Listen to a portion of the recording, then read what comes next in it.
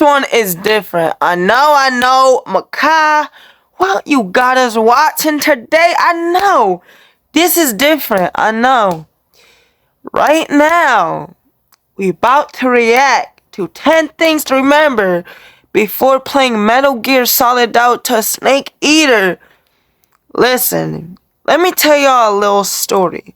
Your boy never, ever played Snake. I never played this game. I don't know nothing about this game. I don't know, so don't go in the comments and be like, oh, do you know this character? Do you know that? I don't know nothing. Never played it.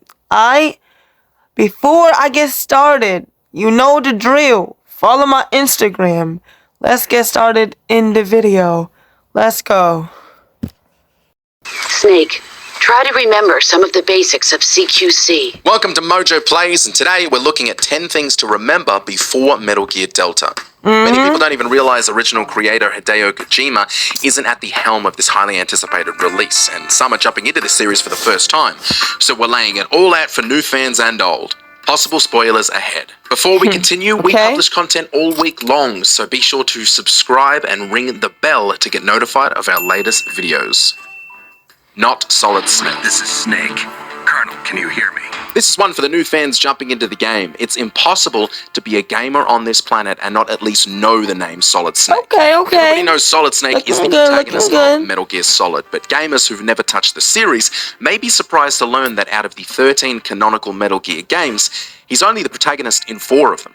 So after you're finished with Snake's adventure in Metal Gear Delta, and you inevitably want to move on to the series, but are struggling to understand how Snake stays so young between 1960 and 2005, Damn. because these two Snakes are not the same person, regardless of their identical voice and face. In MGS3, you play as a naked Snake over 10 years before Solid Snake was even born, but we'll let you learn how these characters connect in your own time. Metal Gear Solid. Jumping into Metal Gear Delta without playing any of the other games is totally possible for series first-timers. Chronologically, it comes before any other entry in the series, so although first-timers won't get any aha moments when meeting characters who series fans know will show up again in games set chronologically ahead, it will be an interesting experience all on its own. The main aha moment that may leave first-timers confused is why the hell is the game called Metal Gear Solid? Well, let me explain. Trying to figure that out. A Metal Gear is a type of nuclear weapon-equipped tank that is also bipedal. Think a walking nuke machine. In MGS3, players don't actually encounter any Metal Gears, so they may be left scratching their heads about the title. The Solid part of the title was a transitional icon representing the game's move from 2D with Metal Gear 1 and 2 to 3D with Metal Gear Solid 1 and 2 and 3 and 4. The word Solid is taken from our main protagonist 1998? and Metal Gear Solid, Solid Snake. Did that make sense? It barely did on this end. What's your outfit? I'm the pawn they sent here to save your worthless butt. It's trash. The best in the series. Whether they remade MGS1 or MGS3, either is a great way for first-time players of the series to dip their toe in the water and see if they like the game. Chronologically, MGS3 makes sense as it's the earliest in the series, whilst MGS1 would have been a good choice as the first MGS game to release. Ultimately, Konami decided on MGS3, which is a great choice as it is widely considered the best in the entire series. With the introduction of a bunch of interesting and cool new mechanics, a movable third-person camera with the Subsistence release, and a story that shows off one of the most infamous characters in the series, the game hit every beat it wanted to perfectly. That being said, if you find yourself not enjoying your time in Metal Gear Delta, you may have been given the best chance to learn that Metal Gear Solid isn't the series for you. Hold up, y'all. Mechanics, curious gamers playing the series for the first time with MGS Delta, assuming they're enjoying themselves, may be wondering how similar this game is to the previous 2 Metal Gear Solid games. They may want to jump back and try them, but are wondering how similar the games handle. Wonder no more, because although MGS3 feels like an MGS game, there are a lot of new mechanics, and we mean a lot, that were introduced for the first time in this entry.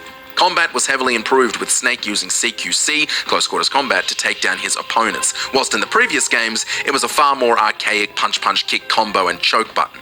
The introduction of camouflage, although touched on ever so briefly in one section of MGS2, is totally new, giving the player a stealth percentage meter that raises and lowers depending on the camouflage you equip, and of course the places you hide.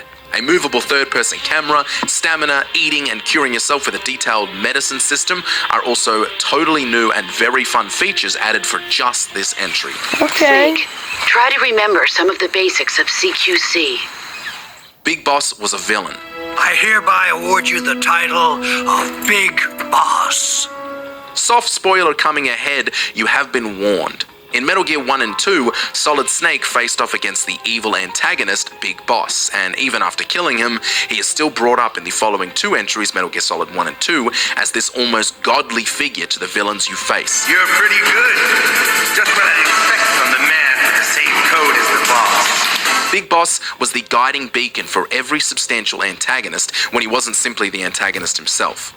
In MGS3, players knew that they were jumping into the shoes of Big Boss before he became Big Boss, and were excited to see the world through the eyes of this villain. Surprisingly though, he doesn't come across as a villain at all. Will Naked Snake's journey to becoming Big Boss make us understand him more? Will it make us realize that he may not have been the villain this entire time? Or will it show us his downfall into villainy? You'll have to play to find out. Chronology. We won't waste too much time on this entry as we've touched on it already a fair bit, but it is worth drilling home that Metal Gear Solid Delta damn. Snake Eater is a remake of Metal Gear Solid 3, and it is the earliest chronological entry in the series. The games were released as much as you'd expect from Metal Gear 1 and 2 to Metal Gear Solid 1, 2, 3, 4, and 5, with a Peace Walker or a Rising game thrown in for good measure. The chronology, however, reads like this. Metal Gear Solid 3, Metal Gear Solid Peace Walker, Metal Gear Solid 5, Ground Zeroes and the Phantom Pain, Metal Gear 1, Metal Gear 2, Metal Gear Solid 1, Metal Gear Solid 2, Metal Gear Solid 4, and Metal Gear Rising: Revengeance.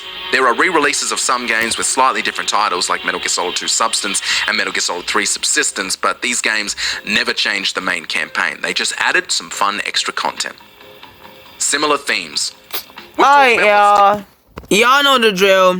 If y'all want a part 2, let me know in the comments. I'll see you guys next time. Peace out, y'all.